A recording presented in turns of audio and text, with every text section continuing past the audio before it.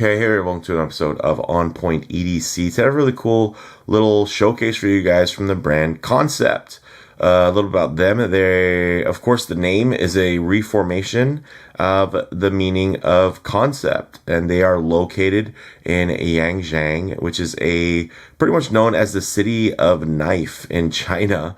And in their own words, Kansept has always claimed a pioneering spirit and openness to the world, talent, cutting-edge technologies, and design. And we have a nice little mix of products here today. They did reach out actually about the pens and some of their new expansion into EDC goods. And I let them know that I was actually interested in keeping an eye on their knife brand for a while now.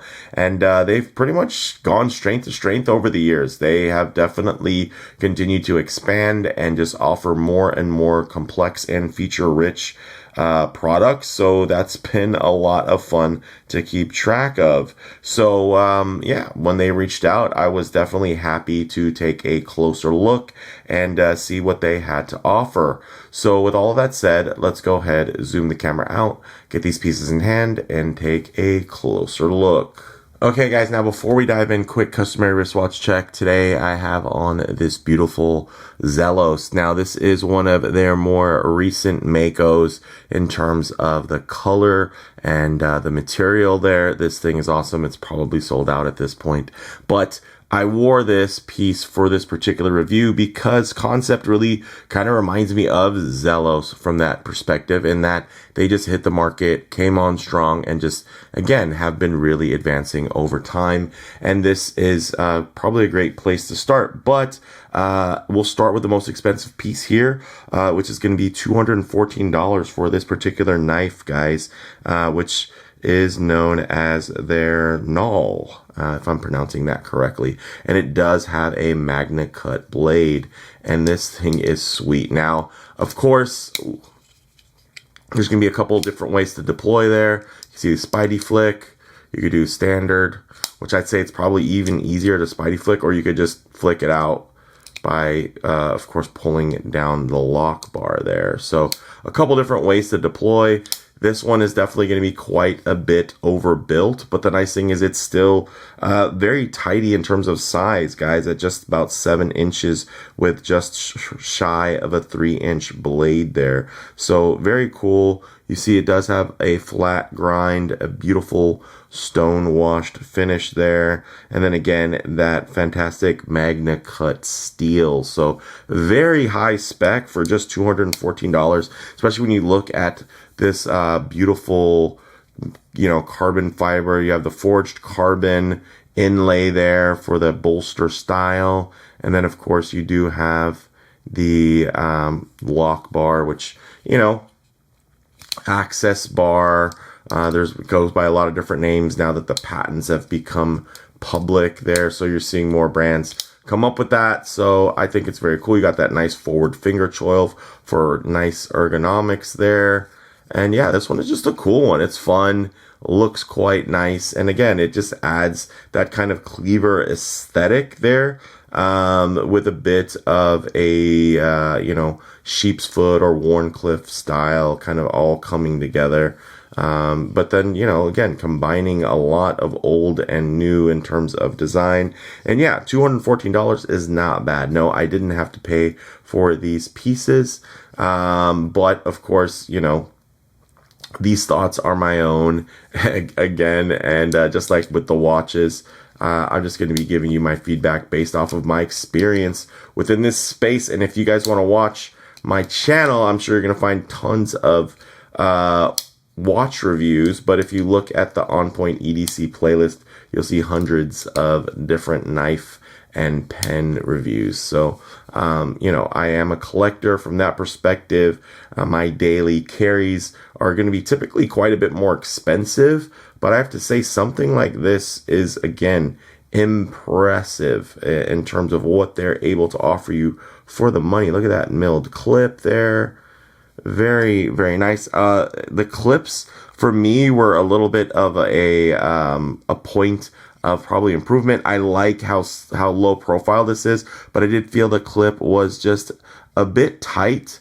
at least for my particular preferences. And then of course it just depends on what type of, pant or shorts you're wearing. In this case, if you're wearing something with thinner materials, this will work great, very secure. But if you're wearing something that's a bit thicker, you're not going to feel like there's that much room. Same goes for here. Again, you do have another nice milled clip, but it is going to be a little tight in terms of the tension there. But great for retention from a functional standpoint. Obviously this spring clip is going to be a little bit better in terms of its versatility because it's not milled. So it's going to be working quite nice. So, 3 different kind of products, 2 different lines, whether it be their knife line or their EDC line. Moving on to the next cheapest thing here is going to be this pen. And you can just call it what it is, which is it's a bolt action pen. It is titanium here, guys. Of course, this other piece is titanium, and it does have the shred carbon fiber, as they call it, or forged carbon, as most know it as. And also the knife was designed by Javier Garcia. Now, this pen is pretty much their idea of a premium pen built for versatility.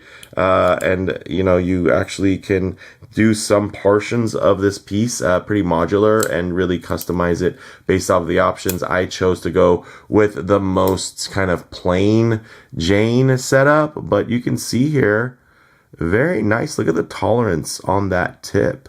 There's not a lot of wiggle room there, so I do like that.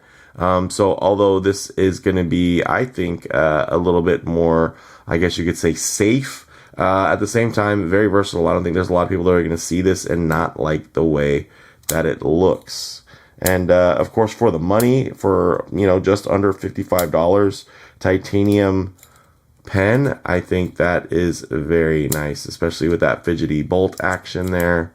And then you do have a nice deep carry clip. So very cool. And then the most affordable piece here at just $49.89 is going to be their Kursor, which is, it's really just meant to, again, be a nice little Prybar, and it can be used as a bunch of different things, but mainly, again, a Prybar, and you're going to have a lot of grip on it, especially from this Jade G10 insert, guys. And I will say that this pattern is very, very cool. It's definitely kind of inspired by, I believe, the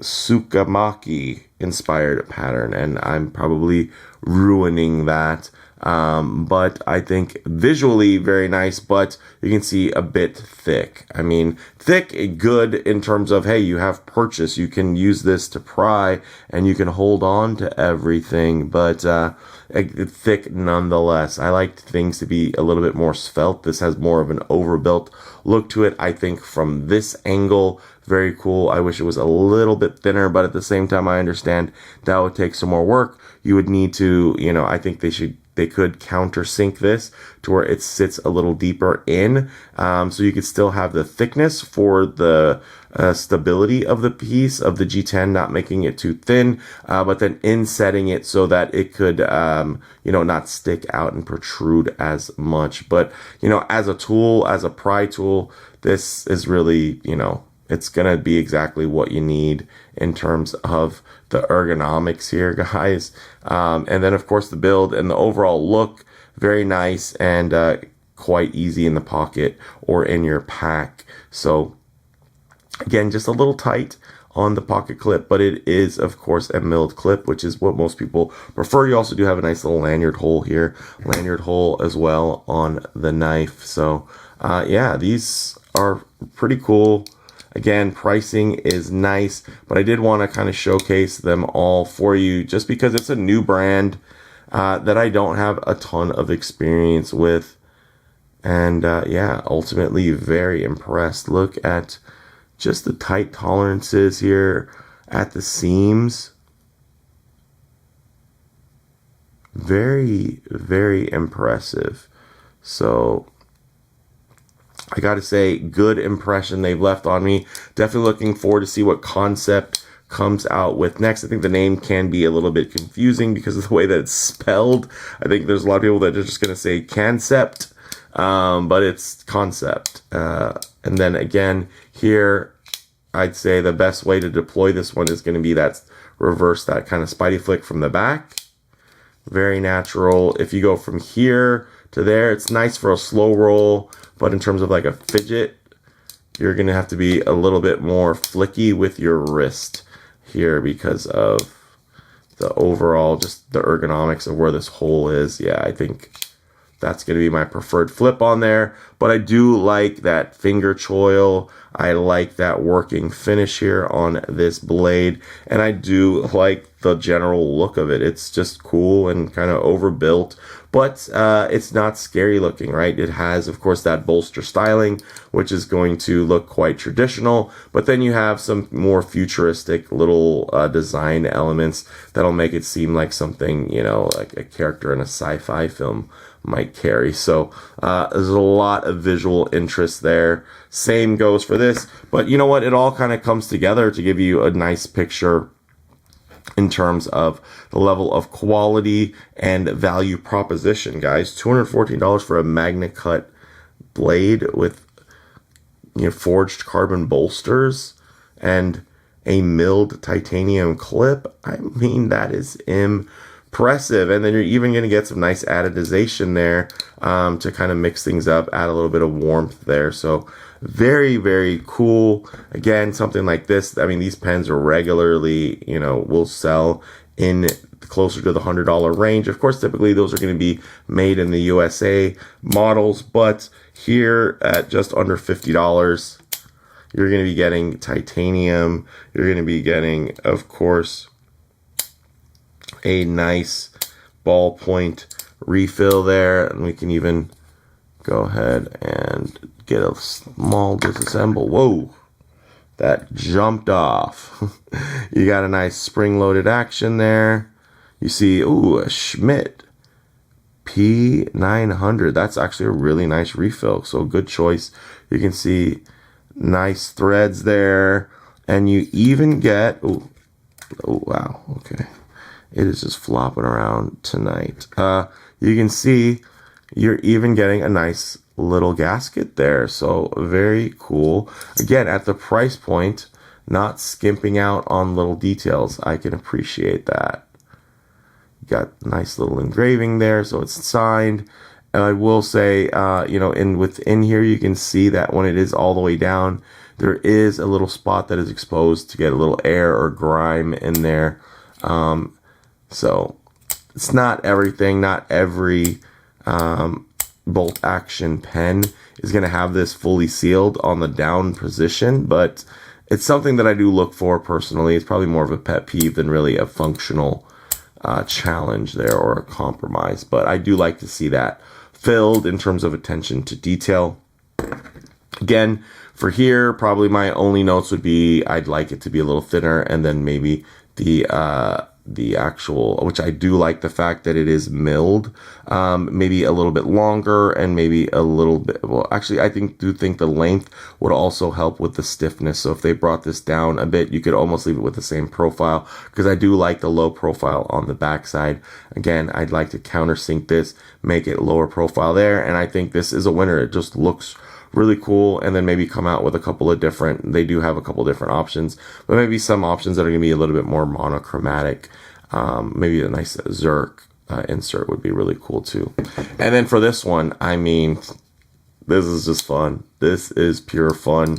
Again, it reminds me of a brand like Zelos, where they have fun, and their design is great and it carries a lot forward, but at the same time, it's the execution that's quite impressive. And then you got things like this meteorite dial, or this very cool technology in terms of the toolless micro adjusting clasp. They're spring loaded ratcheting. You can push it in, it holds, and then of course depending on the angle there. So yeah, I like that. I like the level of, again, level of effort for the price point is impressive, and I'd say you get that here too. You could still do two-handed open if you want to do a very, very slow and safe open. There, you're at a kid's, birthday party, you need to cut a balloon string or some ribbon, you'll be okay to whip this thing out. Again, it looks like something you'd probably use for meal prep, honestly, with that more kind of cleaver aesthetic. So with that said, let me know what you all think down in the comments below. If you like the video, please hit like, and if you haven't already, please subscribe for more content just like this. Also, if you do have any experience with Kansept products, whether they be their EDC line or their knives, definitely knives. It's late, guys. It's late here this evening as I'm recording this. So let me know what you think down in the comments below.